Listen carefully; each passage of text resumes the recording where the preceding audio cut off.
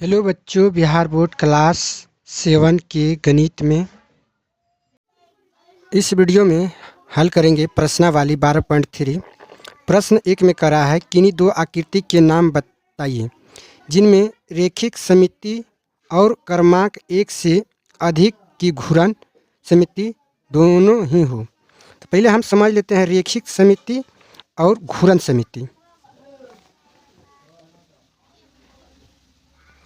आप यहाँ देख सकते हैं कि रेखिक सममिति और घूर्णन सममिति यहाँ पे है। यहाँ पे देखिए एक वर्ग आकृतिक बना हुआ है। देखिए इसमें जो नहीं रेखा जो नहीं इसे खींचा गया है, ये रेखा के बीचों बीच अगर हम मोड़ते हैं तो ये जो वाला भाग है ये भाग को ढक देता है। तो जैसे देखिए,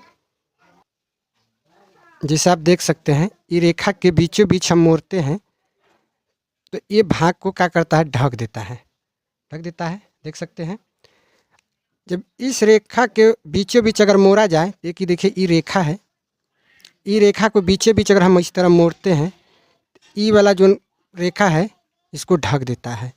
तो इसी को बोलते हैं रेखिक सममिति।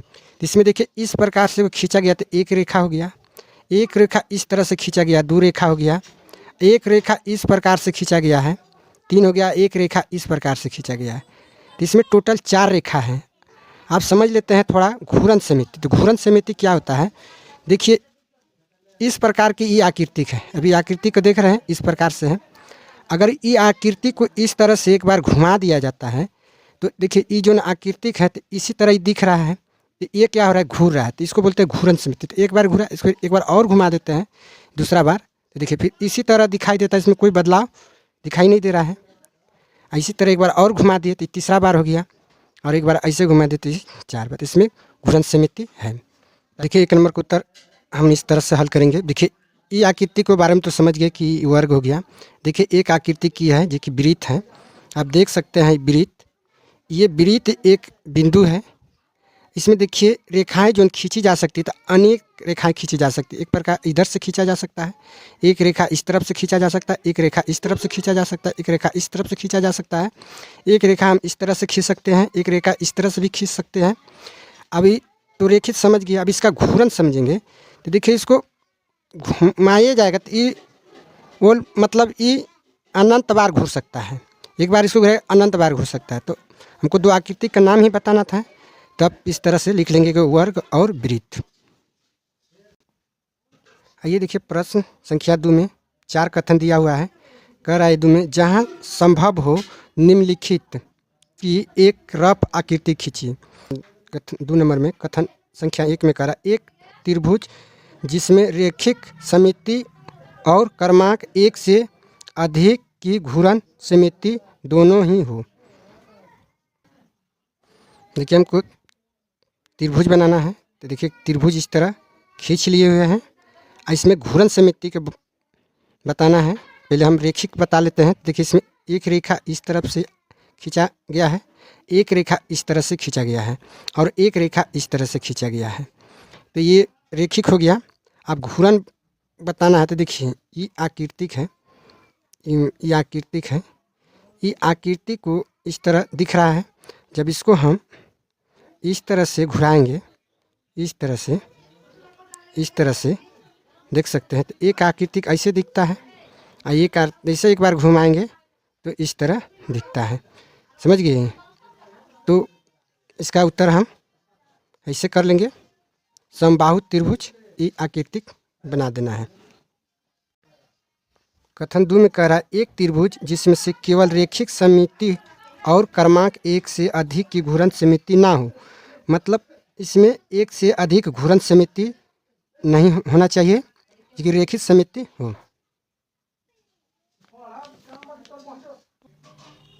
देखिए 2 नंबर का आकृतिक ऐसे बनाएंगे। देखिए ये जो लाइन है और ये लाइन दोनों समान है, लेकिन ये जो लाइन है ये ज़्यादा है। तो देखिए इसमें रेखा जो है एक ही है, इस तरह से, समझ गए? अब देख सकते हैं ये आकृति को इसी तरह एक रेखा खींचा गया है। अब रहा इसमें घूर्णन सममिति के बाद, देखिए इसको जब घुमाएंगे तो देखिए ये आकृति इस तरह नहीं दिखता है। जब इसको एक बार ऐसे घुमाया जाता है तो इस तरह नहीं दिखता है, समझ गए? तो इसको भी एक बार ऐसे घुमाएंगे तो ये आकृति देखिए कैसे दिखता है, इस तरह देख सकते हैं। तो ये हो जाएगा समद्विबाहु त्रिभुज हो जाएगा। तो इसमें के एक से अधिक रेखा नहीं पूछ रहा था, तो यही एक से ज़्यादा रेखा नहीं है। कथन 3 में कह रहा है एक चतुर्भुज जिसमें क्रमांक एक से अधिक की घूर्णन समिति हो परंतु रेखिक समिति ना हो। इसमें एक से अधिक घूर्णन समिति बोल रहा है कि होना चाहिए, लेकिन रेखिक समिति ना होना चाहिए। अब देख सकते हैं ये समांतर चतुर्भुज है। देखिए ये जो रेखा है, ये रेखा को बीचों बीच अगर हम ऐसे खींच के ऐसे मोड़ेंगे तो देखिए ये जो है, अब देख सकते हैं ये है जो है ये वाला आकृतिक, ये आकृति को ये बिंदु यहाँ लगा के इसको बीचों बीच अगर हम मोड़ते हैं ऐसे, देखते हैं ऐसे जब इसको मोड़ते हैं तो देखिए किस तरह की ढकता है, देखिए ढक रहा है ना। अगर इसको हम इस तरह से यानी कि तिरछा तिरछा ऐसे खींच के मोड़ेंगे तब देख सकते हैं इसको ऐसे जब मोड़ा जाता है, मुड़ा नहीं रहा है, देखिए ऐसे मोड़ेंगे तो ये नहीं ढकेगा, समझ गए ना। इसको ऐसे खींच के अगर मोड़ेंगे तो नहीं मुड़ाएगा। तो ये कौन सा हो गया, समांतर चतुर्भुज हो गया, देख रहे हैं। देखिए कथन 4 में करा एक चतुर्भुज जिसमें से केवल रेखिक समिति हो और क्रमांक एक से अधिक की घूर्णन समिति ना हो। इसमें घूर्णन समिति एक से अधिक नहीं होना चाहिए, लेकिन रेखिक समिति होना चाहिए। तो इसको हम ऐसे समझेंगे, देख लीजिए ये आकृतिक है, इसमें देखिए रेखिक एक ही है, समझ गए, एक रेखा इस तरह है। तो इसमें घूर्णन संख्या जो है घूर्णन पूछ रहा है, तो इसको जब हम इसको पकड़ के ऐसे घुमाएंगे तो ये किस तरह दिखेगा, इस तरह दिखेगा, समझ गए, इस तरह, यानी कि लंबा वाला जो है इधर नीचे आएगा। तो ये आकृतिक मिल रहा है, नहीं मिल रहा है। अगर इसको हम फिर से ऐसे घुमा देते हैं इस तरह से तो इसमें नहीं मिलेगा, ऐसे करके, समझ गए। उम्मीद करते हैं कि 2 नंबर का चारों कथन बढ़िया से आप लोग समझ गए होंगे। आइए सवाल 3 में कह रहा है यदि किसी आकृतिक की 2 या अधिक सममिति रेखाएं हो तो क्या यह आवश्यक है कि उसमें क्रमांक 1 से अधिक की घूर्णन समिति होगी। आइए 3 नंबर का हम इस प्रकार से हल करेंगे, लिखेंगे हाँ, क्योंकि केंद्र से जाने वाली प्रत्येक रेखा एक सममिति रेखा होती है और केंद्र से इसकी घूर्णन समिति संभव है। देख सकते हैं ये रेखा है, समझ गए, इसमें घूर्णन समिति संभव है। इसको घुमाएं। प्रश्न संख्या 4 में कहता है रिक्त स्थानों को भरिए।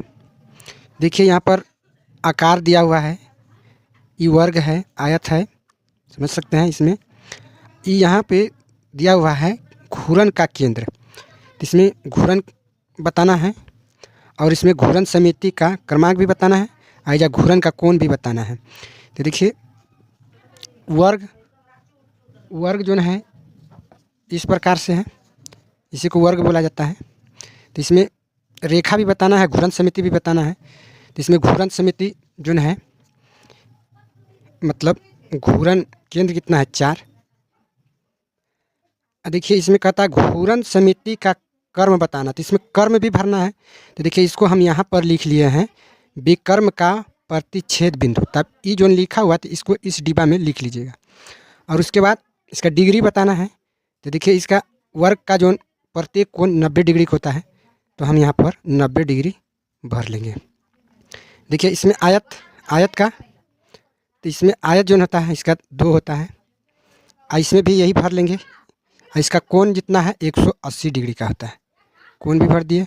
समचतुर्भुज, तो समचतुर्भुज भी 2 होता है, समझ गए। इसका केंद्र बिंदु घूर्णन जो होता है, इसमें भी ये भर लेंगे विकर्ण का प्रतिच्छेद बिंदु, इसमें लिख लेंगे।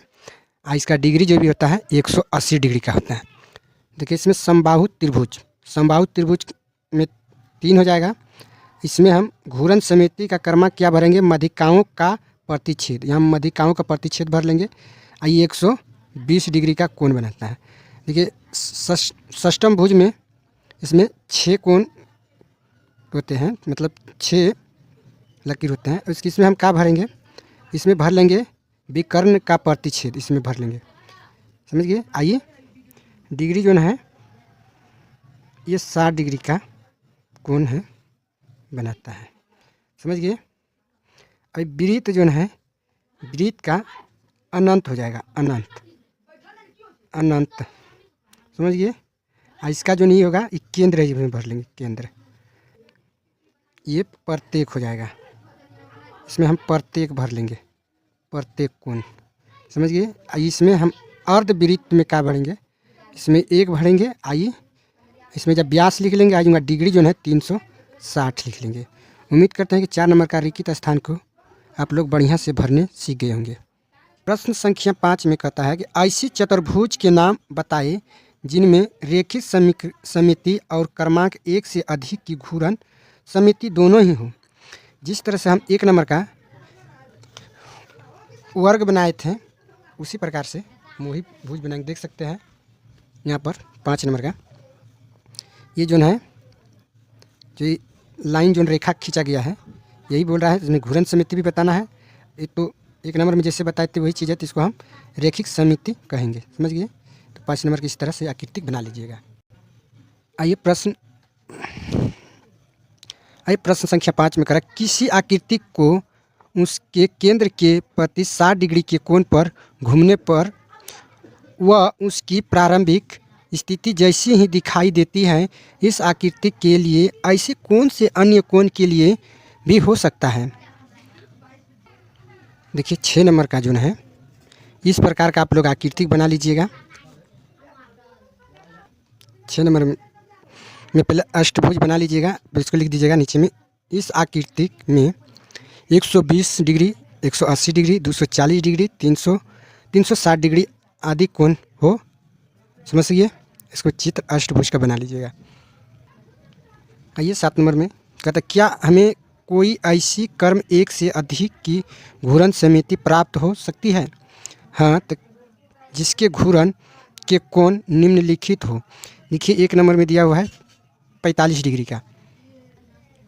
देखिए 7 का 1 नंबर का जो है 45 डिग्री का, तो इस प्रकार से हम लिखेंगे, यदि कोण का योग 45 डिग्री हो तो घूर्णन समिति संभव है, समझ गए। क्योंकि 360 डिग्री का कोण 45 डिग्री से यानी कि विभाजित, यानी कि भाग पूरा कट लग जाता है, यानी कि पूरी तरह से विभाजित हो जाता है 360 में 45 से जब हम भाग देंगे तो, समझ गए। तो उसी प्रकार से दूसरा में जो कि 17 डिग्री का जो है, तो देखिए उसमें क्या है, यदि घूर्णन का कोण 17 डिग्री हो तो संभव नहीं है कि 360 डिग्री में 17 से विभाजित होगा। उम्मीद करते हैं कि आप लोग इस चैप्टर का सभी कॉन्सेप्ट आप लोग बढ़िया से समझ गए होंगे। वीडियो अच्छा लगा तो लाइक करेंगे, चैनल पर पहली बार आए तो चैनल को भी सब्सक्राइब करेंगे। तहे दिल से धन्यवाद।